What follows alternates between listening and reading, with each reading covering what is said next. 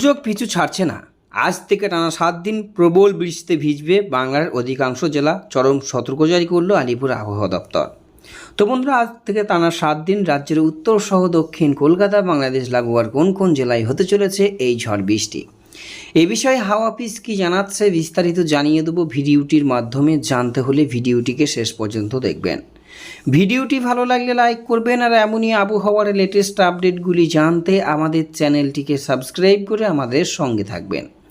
ভিডিওটি এই মুহূর্তে কোন জেলা থেকে দেখছেন, সেখানকার আবহাওয়া কেমন রয়েছে ভিডিওর কমেন্ট বক্সে কমেন্ট করে জানাবেন। তা চলুন দেখে নিই। জুনের প্রথম সপ্তাহে ঝড় বৃষ্টির তাণ্ডব জারি থাকবে বাংলায়। বৃহস্পতিবার সকাল থেকেই মেঘলা আকাশ, নেমেছে তাপমাত্রার দাপট। এদিনও দুর্যোগপূর্ণ আবহাওয়া পূর্বাভাস জানিয়েছে হাওয়া অফিস।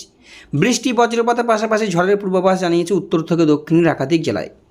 আবহাওয়া দপ্তর সূত্রের খবর, আজ কলকাতায় সর্বোচ্চ তাপমাত্রা 32.2 ডিগ্রি, সর্বনিম্ন তাপমাত্রা 27.4 ডিগ্রি।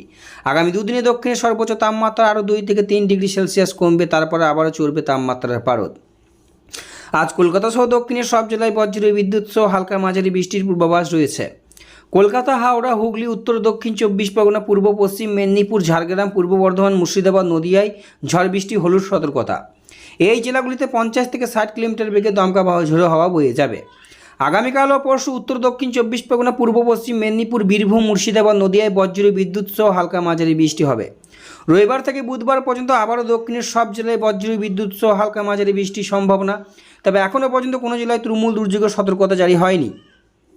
অন্যদিকে আগামী 7 দিন উত্তরের সব জেলায় বজ্র বিদ্যুৎ সহ হালকা মাঝারি বৃষ্টির সম্ভাবনা রয়েছে।